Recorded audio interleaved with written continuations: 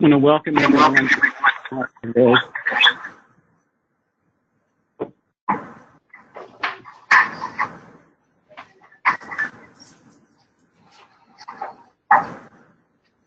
And I would ask everyone to please make sure that your mic is muted on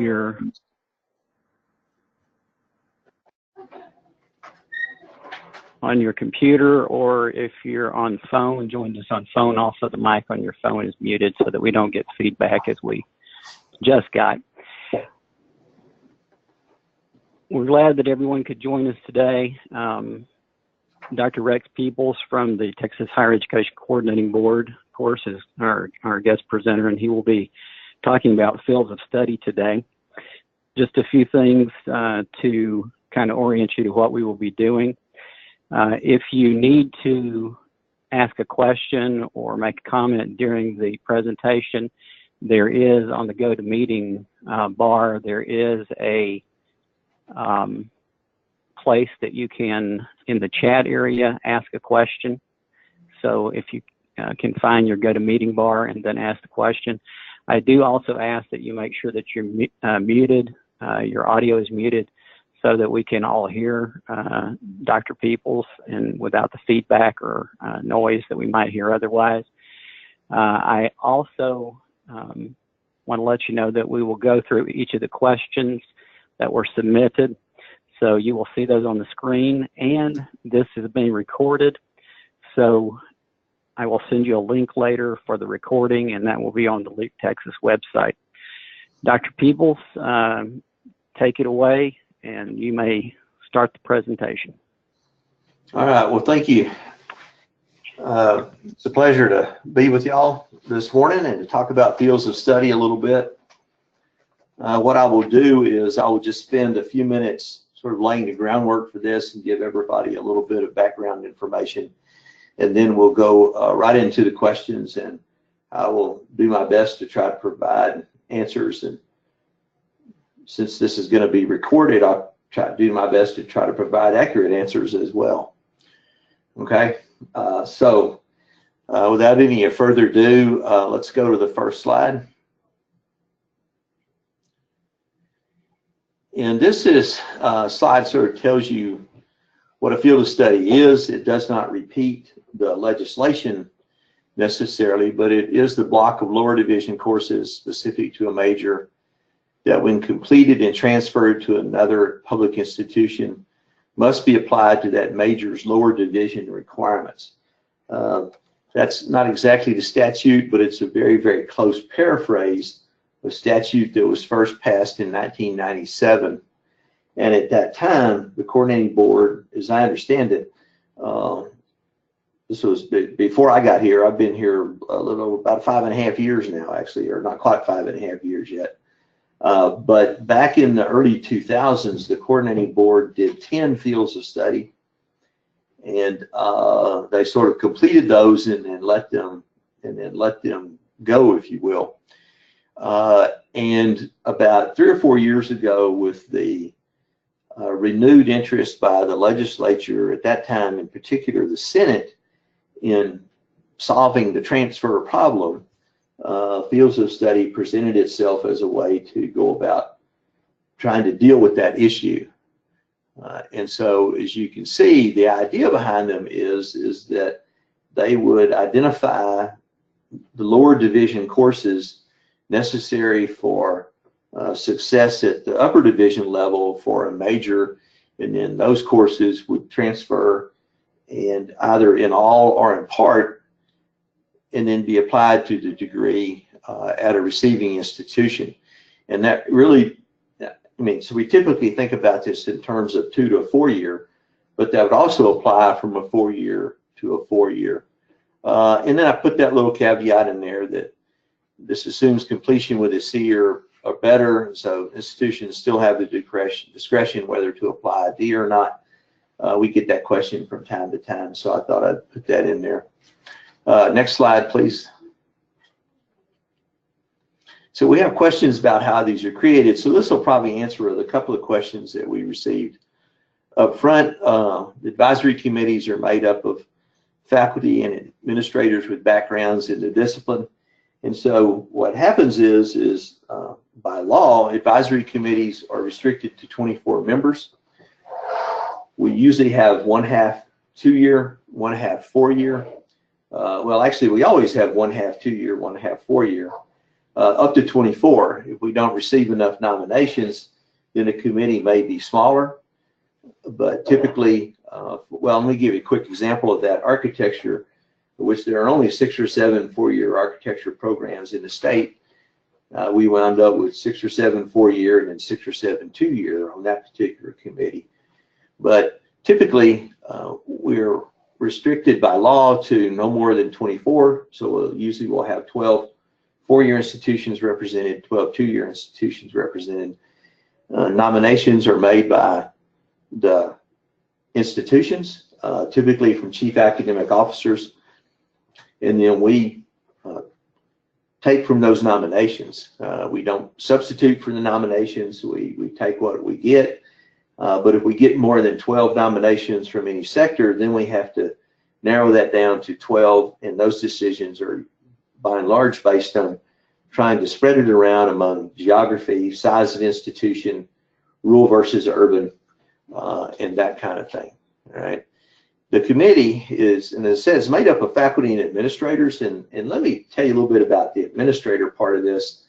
Those are typically department chairs and sometimes deans, but there are folks who are directly over the disciplines and that have backgrounds in those disciplines themselves. So these are really faculty-driven committees. They make recommendations about what the field of study ought to be. Those recommendations are released for public comment. The committee then responds to those comments. The final recommendation goes to the coordinating board for final approval. And then that field of study takes effect either the following fall, if approved before January, or the subsequent fall, if approved after January. So we try to give institutions plenty of lead time to take these into account in terms of both sending students and also receiving students. Next slide, please. So what we'll do now is we'll just get right into the questions that were asked, and you can see the submitted questions on the slides in front of you. So I'm not going to read these to you. But the basic question to start off with is: are universities required to follow the fields of study? And the answer to that is they are required to take those fields of study either in whole or in part, and transfer them and apply them to the lower division requirements in the major. And so that does bring up specific questions that people have, as you can see here, about are they required to accept organic chemistry and transfer and count it toward a biology major. And the short answer to that is yes. We sometimes spend a fair amount of time in committees even sort of sorting out these particular details, and the committees can get into a lot of discussion about how this is supposed to work at their institutions. There's an interesting question about: can community colleges realistically trust the field of study curricula to solve these types of transfer issues? And I'm not sure what that means by can they realistically trust the field of study to solve these types of transfer issues. But I think over time, as the committees come together and as the committees come back together, we do have provisions that will actually go into rules soon, that fields of study will be reviewed at least every 5 years, and more often if the field wants us to. And in fact, biology is one of those where we have gotten requests from the field to revisit it sooner than later, and so we will take steps to review that one sooner than 5 years. And in fact, we will probably try to review it in the fall. So we do have mechanisms for doing that. But, and as I said, as these committees come together, what we hope that they will really focus on is what is the subject matter content, and then how does that subject matter content then get translated into and put into lower division courses that students will need at that level to be successful at the next level. So let's go on to the next slide, please. So what are the pros and cons of the FOS curricula? Well, I think and I'll start with the pros and come back and talk about the cons a little bit. I think the pros are that it does on a system-wide or really a statewide level, if you will. I say system-wide, that's not really true. We have 61 systems in this state, but it certainly does it on a statewide level. And as my boss is sometimes fond of saying, there are times when, even though Texas does not have a single system, it needs to act as a single system. And I have come to believe over the years, and even long before I came to the coordinating board, that this is one of those places where we should act like a system. So I think the pros are that it makes it much easier for students to know what they need to take and to be successful at the next level. I think this connects back to even things like the 60 by 30, both in terms of its completion goals, but also debt goals. If we want to meet that, we need to take increasing advantage of our community colleges, but the community colleges also need to know what to teach, and the fields of study actually provide some forum for that. I was at a meeting not too long ago with a couple of faculty senate representatives, and one person made the remark about a particular course being in a field of study that or potentially in a field of study that no one taught anymore. And he was sort of puzzled about why that would be there. And I pointed out that without a field of study committee meeting, that in having gone through this, that information might not ever have come to light on a statewide basis where we could actually address the issue then. Because otherwise, the 2-year schools would keep on teaching what they're teaching, and the 4-year schools would have kept on doing what they were doing. And I think in overall terms, the more that we can align those two and make it easier for students to transfer and have their courses applied, then we can address the goals of 60 by 30. More importantly, we can address the needs of students, both in terms of their ability to go to college and pay for it, but also in terms of their ability to succeed as well. And I think those are the major pros of it. There are some cons to this, I think, and I think the major con is one that we need to sort of work our way through, and I think we are working our way through it, and that is that it fundamentally changes the way business is done in the state of Texas in terms of developing curriculum and courses. Heretofore, with 61 systems and a long history of every institution doing what it wants to do, we do have a long history and a culture built up of individual faculty members and departments, sometimes schools and sometimes institutions, but usually individual faculty members and departments coming together and creating curriculum and pretty much doing what they want to do.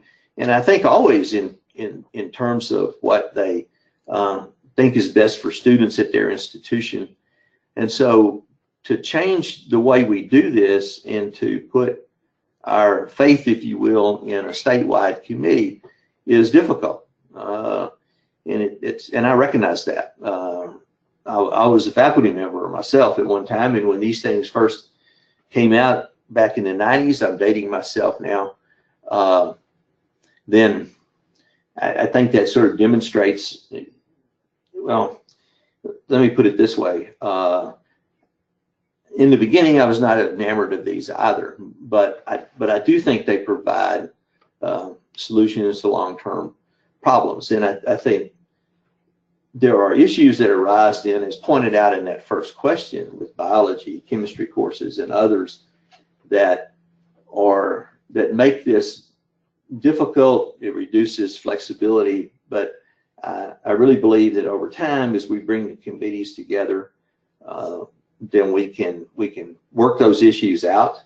I think it's going to be a little more troublesome for folks because they're going to have to deal with statewide committees rather than the sort of normal departmental committees and maybe school or university-wide committees, curriculum committees and what have you, that has always been the norm.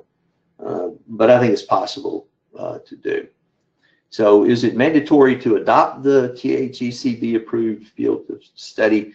If what you mean by that is it mandatory for an institution to adopt those courses per se as their lower division requirements, the answer to that is no. It is not mandatory to do that. However, I think it would behoove particularly two-year institutions that transfer a lot of students to four-year institutions to seriously consider doing that, because it would certainly make it much easier for their students to transfer. I think it would behoove four-year institutions to really look at that and make sure that even if they don't adopt the field of study curriculum, that they make an effort to align that curriculum to ease those transitions for students. So next question on there is about if FOS is in place. I have never heard about such a restriction. That's a new one on me. I don't know why we would not allow four-year institutions to offer freshman and sophomore courses. They have their own freshmen and sophomores they need to offer courses to. So that one's a puzzler for me. I don't know where that came from. And then clarification on program level learning outcomes. And so the program so this is interesting. And this is something that I haven't really thought about before. So there are at least there is no assessment of learning outcomes attached to an individual course level. So I would expect institutions to continue doing what they do with program level learning outcomes as required by SACS and other accrediting bodies, to continue to do what they've been doing with that. And I recognize that they may be transferring in and applying courses that are outside of the discipline that are included in the FOS, and that makes sense. For example, both calculus and university physics are required in engineering FOS, but that would still be the responsibility of the sending institutions that are teaching those courses to make sure that those are evaluated and assessed. And to the extent that the math competencies and the physics competencies are built into your program level learning outcomes for, say, mechanical engineering, then I would expect those to remain the same. They should. Okay. Let's go to the next slide, please.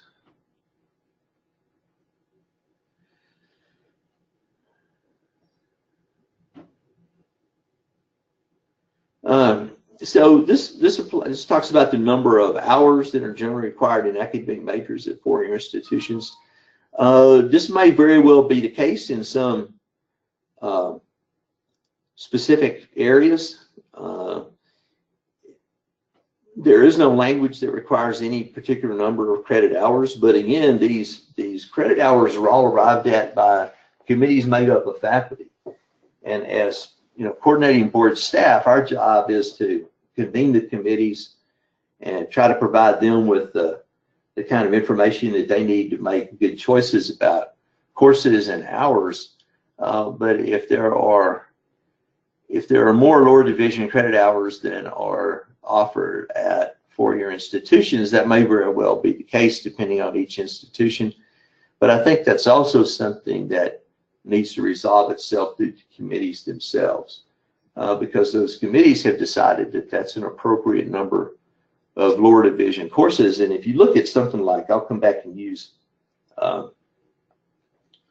sometimes engineering or some science fields, excuse me, and they want a lot of lower division courses in there, but that's because a lot of them are foundational courses to the field, and those foundations tend to be found in lower division courses.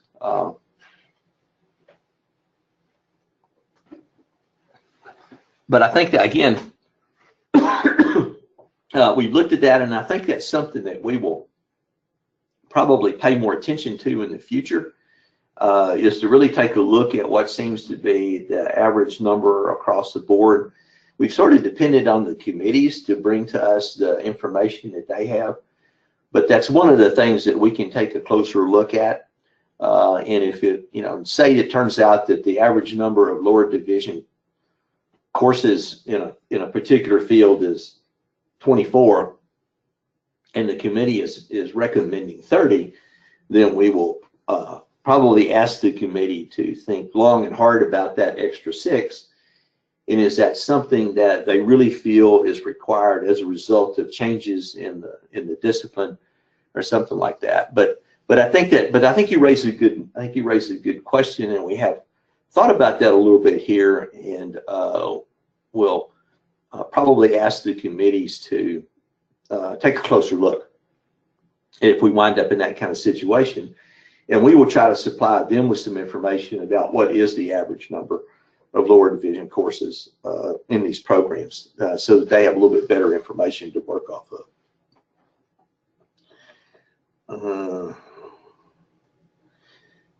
See, a number of ESO includes, so the next part of it in common to all, but they may taught on their own. Some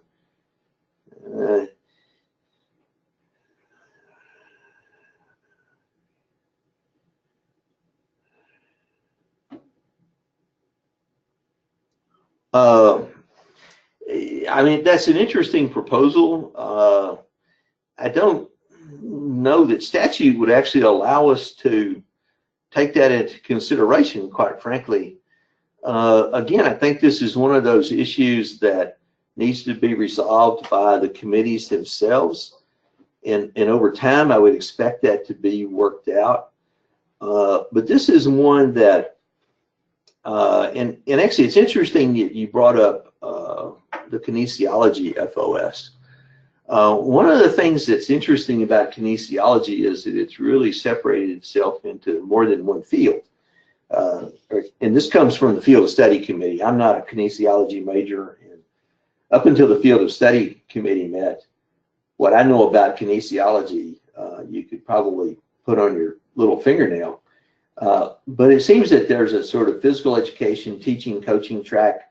There's a kinesiology track, which is the study of kinetics, movement, that kind of thing, and also a pre-professional track. And one of the things that was a recurring theme in those field of study committee meetings was that the lower division courses in the ACGM did not address adequately the field of kinesiology. It addressed perhaps adequately the field of physical education teaching, but it didn't really address the field of kinesiology. And again, I think this is one of those things where if we had not had the field of study committee come together, we might not have ever known that in a way that would then allow us to treat it systematically. So as we told the field of study committee, if the ACGM needs to be rewritten, expanded, deleted, revised in some way to accommodate the way the fields are moving, then we need to make those changes, because what we really want out of this is for students who take their lower division courses at, particularly at 2-year institutions, but even another 4-year institution, when they transfer in that major, that they really be prepared, they're really prepared rather to be successful in it. So this is something that we will actually take a closer look at. But again, I don't think statute as is would allow us to do that. But we will take a closer look at this and probably make this a part of our Q&A piece of our website, So we'll address this one in more detail shortly. Okay, next slide. Thank you.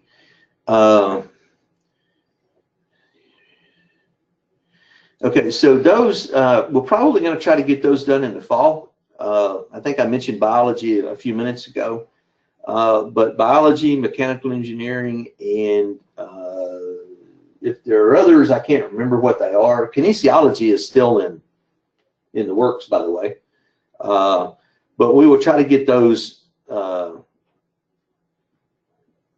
We'll get those done in the fall. We'll probably have to send out, and we'll send out an official letter notifying people that the committee will be convening. We'll probably need to seek, we may need to seek some more members for folks who have left or dropped out or whatever. But yeah, we'll make sure that people know about this. So I addressed the second bullet already, and we're going to, like I said, we will start taking a closer look at that.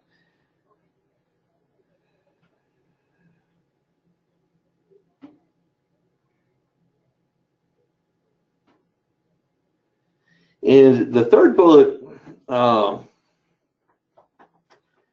we have not thought about the place of this in graduate education, and I think part of it is that it's going to be, you know, frankly, initially it's going to be difficult enough just to solve our lower division to upper division transitions, but I think if graduate education is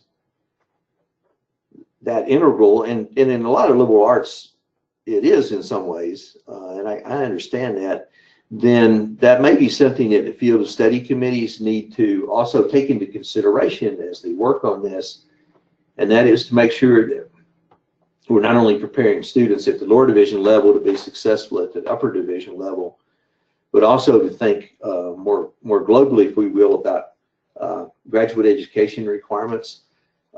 It is not uncommon for graduate schools to have leveling requirements, but we don't want to exacerbate that unnecessarily. So, as I said, that may be one of those things that we need to have the field of study committees address, or at least to give some thought to as they go through their deliberations. So we'll also put this on our list of things to consider. It's interesting and a good point. So thank you for bringing that to our attention. Institutions can also advise students to take courses.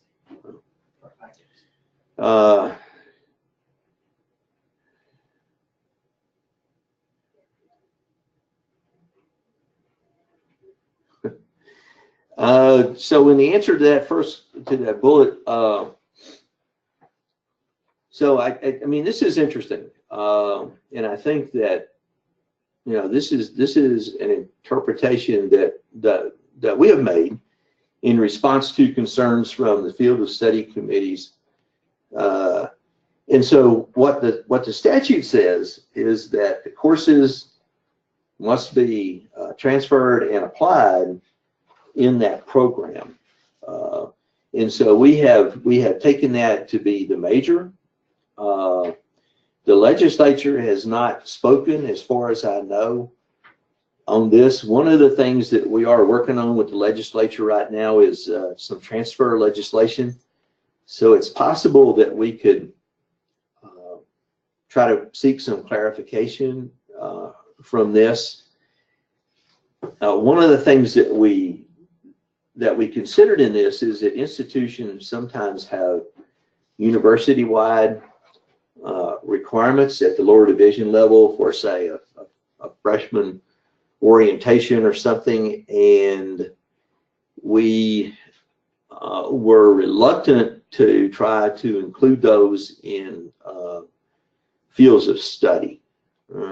But that is something we can try to seek some clarification on, and we will actually, and I'll try to work up a better written response to this that we can put in our Q&A as well.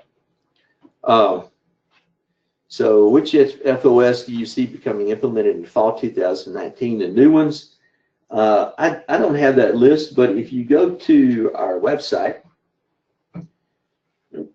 we can certainly, you can see that there. And actually, I do have that list.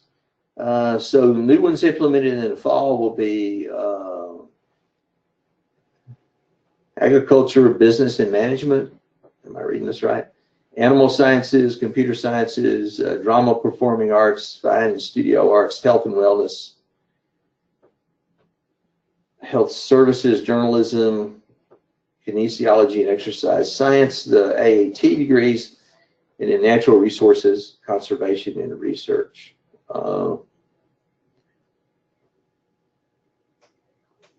Okay, but if you go to our website, you can see those that have already been completed. And then in a few minutes, I'll give you the how to get to that website and where to go. Can you? All right.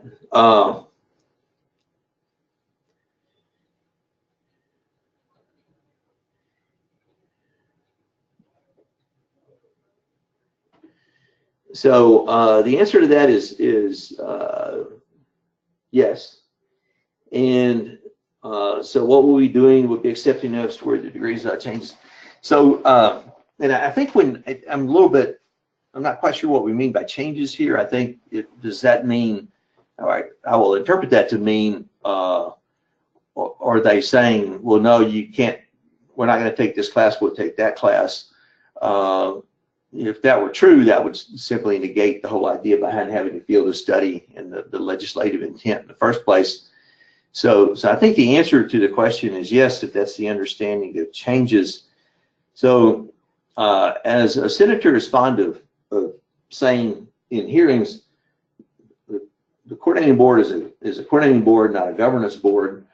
And I think what he means by that is that while we do have certain charges and there are certain things that we are required to do, we don't typically have any police power to go with that. But we are doing a couple of things in this regard, and I think this will also help answer a couple of other questions about this that will come up in a few minutes.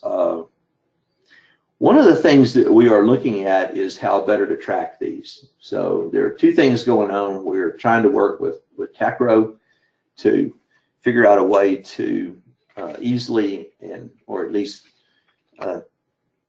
hopefully easily and conveniently flag these courses so that receiving institutions will be able to see what they are readily and what field of study they apply to, because we have courses that may be in more than one field of study. Physics is in, university physics is in a lot of fields of study. For example, a lot of math courses are. So that's one thing we're trying to do to make this much more apparent. And then the other is that if we have problems with institutions accepting these things, then we need to know about it. You know, I don't think that most institutions are willfully disregarding the law, so to speak. And so I think where we can remind institutions or let them know what their obligations are, then institutions will step up and meet those. The result of that may be that we convene fields of study committees earlier than before to iron out issues and work on the solutions to them. But you know, I've discovered over the years that most people want to do what they're expected to do, but we sometimes don't know. And I know that one of the issues that we've had with the fields of study and some of the criticism of them is that they're not being used. And I would remind people that, you know, we are fundamentally asking people to change the way they do business. That is always a difficult proposition to get across and to fully implement. And also, while fields of study have been in law since 1999 or so, up until the last 3 or 4 years, they weren't really pursued very much. So a lot of fields of study went into effect last fall. A number will go into effect this fall. So we have this sort of brand new landscape, if you will, of fields of study that we didn't have before 3 years ago. And so this is going to take some getting used to on everybody's part. But if it, if it is the case that there are schools that are not accepting the FOS toward their degrees and so forth, then I think if we are notified of that, if you will let us know about it, then we can talk to the institutions, and if it turns out that there are major issues there and we need to convene a field of study committee and bring them back to discuss those issues, then we will.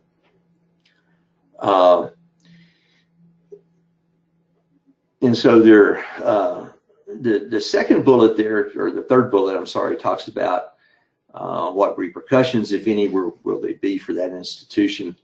I mean, I think a part of this can be, there's a couple of things I think that one can look at here. One is that in the sunset legislation that the coordinating board got in 2015, while it did indeed remove some of the powers of the coordinating board, it also gave some, and one of those was what's called compliance monitoring function.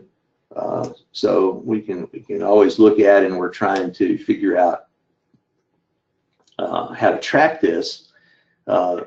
TACRO can possibly help with this if we can settle on a system and a mechanism for flagging the courses and identifying them. But otherwise, we know what courses are what fields of study, and we can do some analysis, and then we can just simply alert institutions that there is a field of study in this area that doesn't appear to be being followed. And again, I think that most institutions will step up and rise to the occasion once they understand what their obligations are. And then, do FOS certificates count toward the credentials in a 60 by 30 initiative? And the answer to that right now is no, they do not. We only count level 1 and level 2 certificates in workforce education, and associates, bachelor's, and master's degrees in 60 by 30. And on the other hand, I would argue that the more FOS completers we get, the more timely then students can graduate, that will actually help our numbers overall, both in terms of perhaps more associate degrees at the 2-year level, but also certainly more bachelor's degrees at the 4-year level. All right, next slide. So I hope that all of this will help address the first bullet. And second bullet is, yes, and it's interesting that you bring up the psychology field of study. I must admit that one of the things that I was somewhat surprised at was the notion of abnormal psychology being once again a lower division course. When I first got into education many years ago, my background, by the way, is political science, but I also served as a dean of social and behavioral sciences and a VP for instruction. And so I can remember when abnormal psychology was actually taken out of the ACGM altogether as a special topics course and sort of relegated to the upper division level. But the psychology field of study seemed to think that it ought to be an abnormal psychology course.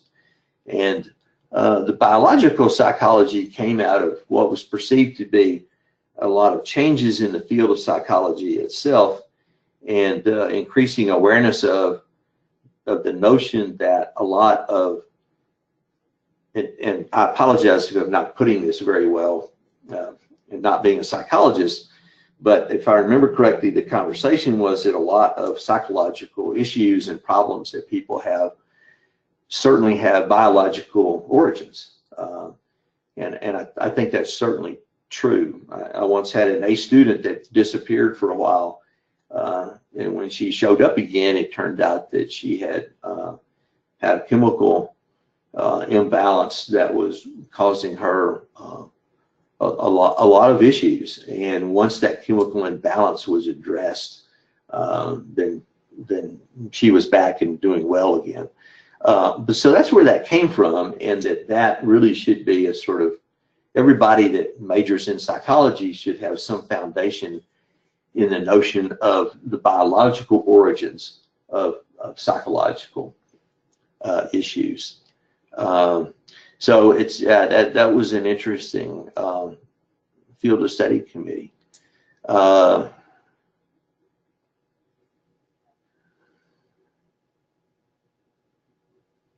So many of the courses in human sciences school. So if it's a CTE course, CTE can already be offered as dual credit. There's nothing that I know of in statute or in rule that would prevent a four-year institution from offering CTE dual credit. Okay, next slide.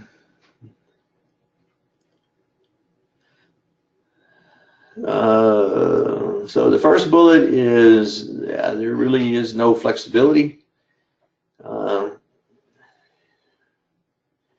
And then I think the second bullet goes back to what I was talking about before. And I think again, the concern about upper division versus lower division courses is one that we have, when the field of study committees come together, we ask them to try to address this issue and to try to really make some recommendations, if not some decisions, about where courses should be properly located at in terms of lower division or upper division. And and we don't have a dog in the hunt, so to speak. If it's legitimately a 2000 level course, then that's where it should be offered. If it's legitimately an upper division course, then that's where it should be offered. And I fully recognize that we have some of that going both ways. And I know that that has been a problem that has plagued some disciplines ever since I can remember. And I've been at this for a long time now. And so I think, again, it's one of those places where fields of study can actually be very helpful and informative and instructive about where these courses should lie. And they can have some real discussions among both 2- and 4-year members about where the appropriate place for this course really is, and what makes it lower division, what makes it upper division, and so forth. So field of study might be affected by fitting in with proposed legislative changes to link to the core curriculum. One of the things that we have asked every field of study committee to do is to identify the courses in the core that students ought to be taking to be in that major. For example, and I'll use engineering again, both university physics and calculus 1 are typical core courses.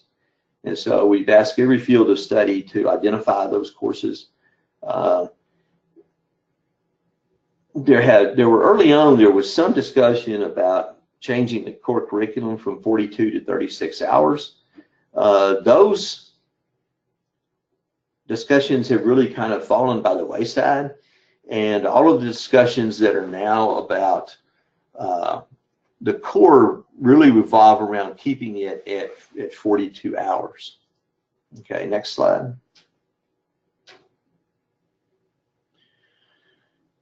And I talked about that. We're still talking with TACRO. So the pathways work is interesting. And so a lot of pathways work, and I didn't fully understand this at the beginning, but I think that the pathways project work includes a number of things that have to do with advising and career counseling and a whole bunch of other stuff that's not necessarily related to the alignment of curriculum, but it does affect the alignment of curriculum, and that should be one of the ends to it. And I think what the fields of study do is it actually, in some respects, makes that much easier to affect. And then we have statewide FOS that includes 2 required core courses and 1 true FOS course. I mean, the number of hours in FOS vary considerably when you look at from what's the lowest number to what's the highest number. And I sometimes find that kind of interesting, but there are fields out there, and I'm in one of them, political science, where outside of a handful of courses, usually some kind of prerequisite math and maybe the 2 government courses and perhaps one other, there's really not a lot of requirement at the lower division level. And so I think in that case, this is one of those where the committees really need to take a look at whether they've really adequately covered all of the lower division requirements. But I think it's also a place where it just simply may be the case that there are a lot of lower division electives in those programs at the 4-year institutions as well. But let me come back to this idea of meta majors or career clusters. We've asked the FOS committees to identify the core curriculum courses that are in that FOS. There is some legislation. The coordinating board had a proposal to take the existing FOS and existing core curricula and identify meta majors, if you will, in probably 6 to 8 broad areas such as social behavioral sciences, STEM, business, humanities, and to help students who really don't know what they want to major in but may have some idea of what they want to do to help get them started. And there's legislation that would take, right now there's legislation on the table that would take 18 hours of the core curriculum and sort of make it into sort of meta cores, if you will. I hesitate to call them meta majors because meta majors usually would include courses beyond the core. But these would be strictly core courses that would be presented in such a way that students would have some idea of where they need to go with broad disciplinary areas. Next slide.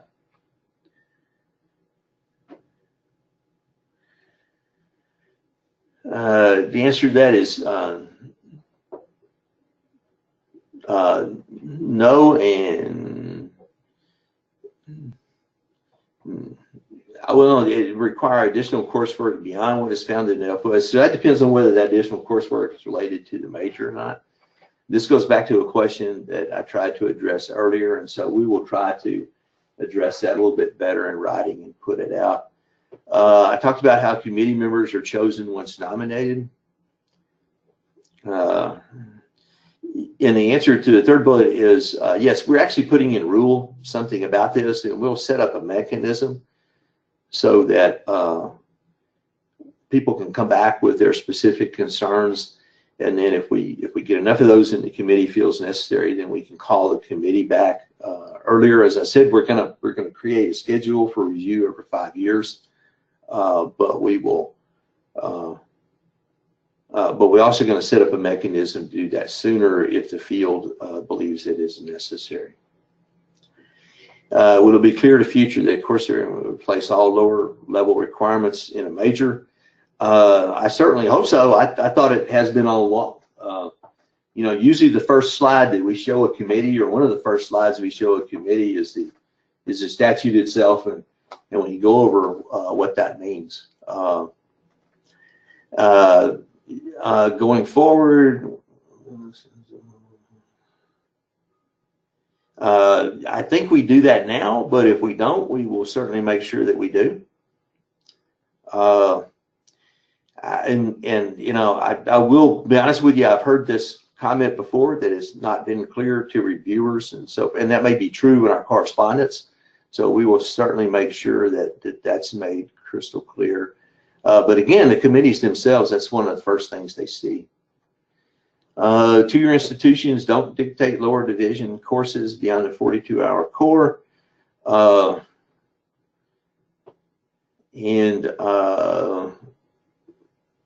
Because the committees are made up of half and half, and I will tell you, I don't watch every field of study committee personally, but the ones I have seen, I can tell you that I can recall very few, if any, votes over courses that were taken that typically had a true 2-4 split.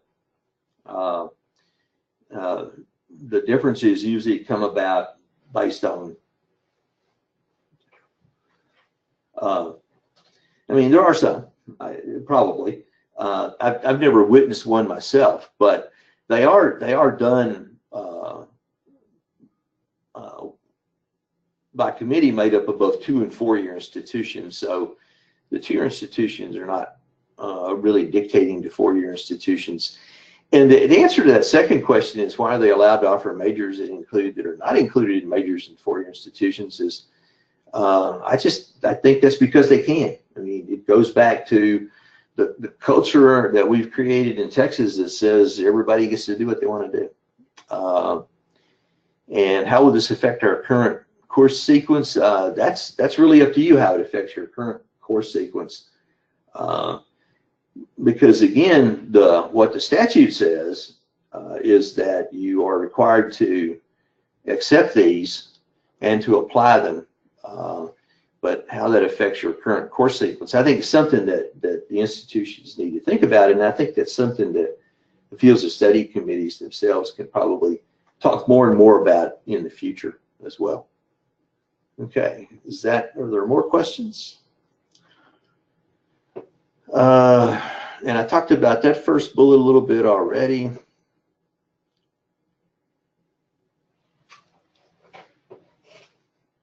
And I think I talked about the second one as well. And I think that's something that we're just going to have to work with institutions to deal with. And the answer to the third bullet is yes, we're working on mechanisms to do that. I can't tell you at the moment exactly how that's going to happen, but I think we have figured out a way to track that.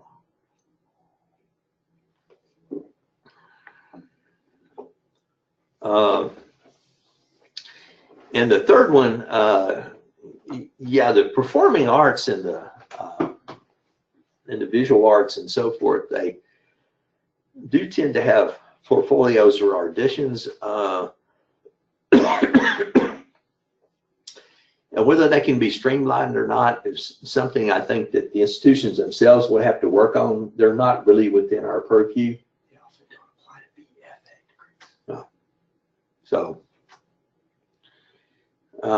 and no, again, FOS is like the core curriculum. It either moves in part or in whole. The last bullet's kind of interesting. There have been a couple of bills introduced to have all Texas public institutions use the TCCNS for lower division courses. Those bills were heard last week in the House.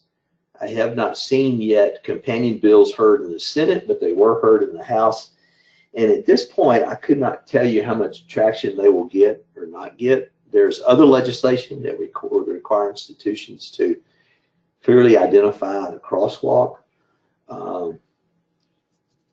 So there is an intent, at least on some people's part. The coordinating board generally remains fairly agnostic about those things. Okay, next slide, if there is one. There are not student learning outcomes required for field of study. As I said before, we leave that in the hands of the programs. And the last bullet, I have never been asked that question before, and so college has been overstating the importance of majors. I think that's probably almost a philosophical question, if you will, about what is the use of a major out there when, and maybe this goes back to the fact that a lot of employers, they just want you to have a bachelor's degree and sometimes don't really care what in. So I don't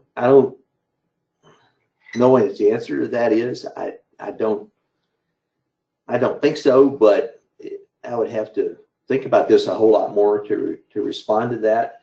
And so maybe we'll include that one at the end of our Q&A as a sort of a side discussion.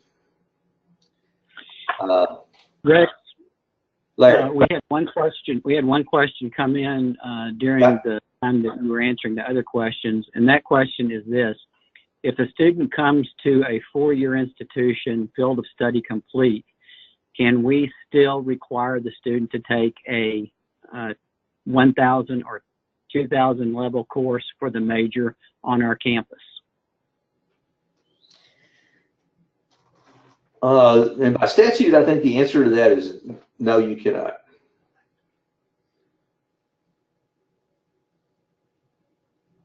The student could take one,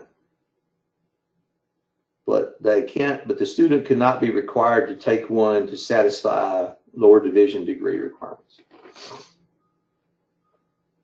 Okay, thank you, Rex. We appreciate your willingness to answer these questions and be available to us. Sure. And I'm sure out of this, there's going to be even more questions that will come up. Folks will want to ask as well. So maybe we'll ask you to do this again sometime soon to answer the next set of questions that come up. I would be happy to. If we do this again, the only request I would make is that we hold off until after the legislative session. That'd be a good idea. I it wanted will be over to. soon. Doesn't feel like it right now, but it will be over soon. I wanted to notify everyone that we do have another webinar coming up on April the 24th, looking at the value rubrics. And Kate McConnell from AAC&U will be doing that webinar, and an announcement will go out on the Leap Texas West listserv soon for that webinar. Also, Rex has been kind enough to provide you his contact information. And Rex, did you want to say something about the website, the coordinating board website? Yeah, so if you go to, hang on just a second. If you go to our standard website, and I'm trying to figure out how to minimize some of this stuff so I can get to it. Okay, can you still hear me? Yes. No, it's not letting me do it. But if you go to our website, at the top there's a bar up there for universities, for programs and that kind of stuff. And you can either click on universities or you can click on community colleges, and then go down to transfer resources. And if you click on transfer resources, one of the pages it will take you to is the FOS page. And when you open it up, then it will tell you everything that's been completed. It will also tell you what the courses are in each of those that's been completed. It will tell you what committees are in progress. And I can't remember if we've added the feature of committees that will probably be coming up in the future, but we'll try to add that as we get this a little more routinized. One other thing I would like to say very quickly is that in the last couple of years, we've been under a lot of pressure to complete fields of study in the top 25 transfer majors, and we managed to do that for 22 of the 25. But now that we've sort of accomplished that goal in a way, we do intend to slow the pace of these down a little bit to provide us time to both go back and revisit those that we need to revisit quickly, like mechanical engineering and biology, but also give more time to make sure that we're getting input from the field and feedback on these recommended courses and that kind of thing. So we hope to be even more diligent in the future about making sure that we respond to comments and address those appropriately, and more importantly, that the committees are aware of those and address them appropriately. So thanks again. I appreciate everybody's attendance at this and hope it was helpful. Thank you, Rex. And I'll remind everybody that there will be a recording available, and it will be sent to you in a link in an email, and it will also be available on the Leap Texas website. Thank you.